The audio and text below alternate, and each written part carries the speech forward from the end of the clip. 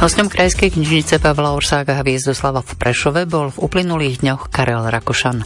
Pochádza z Jablonce nad Nisou a jeho celoživotnou vášňou je turistika, ktorou od detstva prekonával svoje zdravotné problémy. Do metropoly Šariša prišiel predstaviť svoju knižnú prvotinu, a to aj preto, že z tohto mesta pochádzala jeho mama a dodnes v Prešove pravidelne navštevuje svojich príbuzných. O knihe, ktorá zachytáva jeho príbeh, sa s ním zhovárala Veronika Slaninková. Vaša kniha má názov Život je taký jednoduchý, ale my a 3 bodky. Za akým príbehom prichádzate do Prešova? Ten název vzniknul v průběhu psaní a vůbec jsem si tenkrát neuvědomil, že ten život je tak jednoduchý, což když to pojmu takhle, tak to navazuje na to, že to má úplně jiný vnímání, že ten život v podstatě tak, jak byl dán, tak je jednoduchý, akorát my si ho vždycky jsme schopni zkomplikovat, že z toho někdy jde hlava kolem. A to hovorí človek, ktorý to naozaj jednoduché v živote nemal. Vy ste mali ťažkú štartovaciu pozíciu v živote, pretože od prvej chvíle ste boli v intenzívnom spojení s ochorením, ktoré poznačilo celý váš život. Vy ste mohli prežívať svoj život naplno aj vďaka tomu, že na tej štartovacej pozícii ste neboli sám, ale mali ste rodičov, ktorí vás výrazne potiahli. Rodiče to vzali asi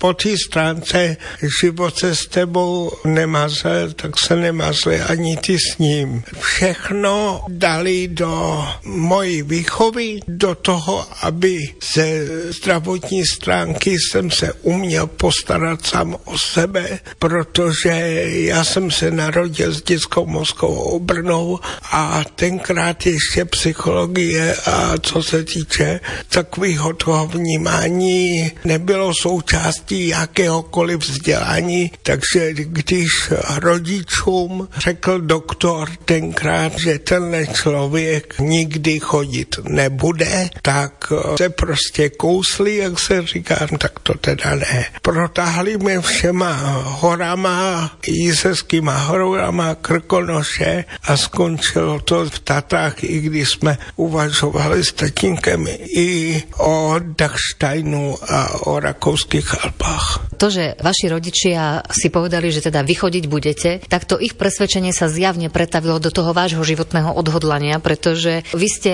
postupne prešli mnohými aktivitami, ktoré možno si niekedy nevyskúšajú ani zdraví ľudia. Ako otužilec v ľadovom jazierku, ako chatár, skúsený fotograf, horál, bon vivant i pustovník a samozrejme v tej súčasnej pozícii aj ako autor knižnej publikácie, o ktorej sme pred chvíľočkou hovorili. Čo je pre vás prekážkou v živote? Lebo keď som toto teraz vymenovala, tak vidím, že veľa vecí pre vás prekážkou nie je. Máte pravdu, jeden můj kamarád, už teda v Olomouci po letech letoucích, mi prohlásil, že neexistuje slovo nejde. Existuje slovo nechceš.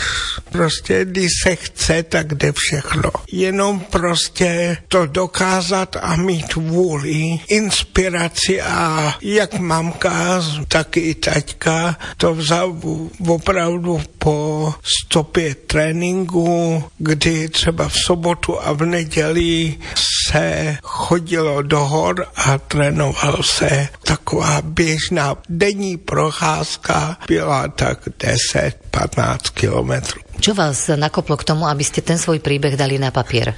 Vyjádřit příběh je jedna věc a napsat knížku tak, aby byla čtivá, je druhá věc. Mě naštvala jedna situace, tak jsem se uzavřel do sebe a řekl jsem si, budu to ventilovat psaním. Já jsem původně vůbec nevěděl, že ta knížka vznikne.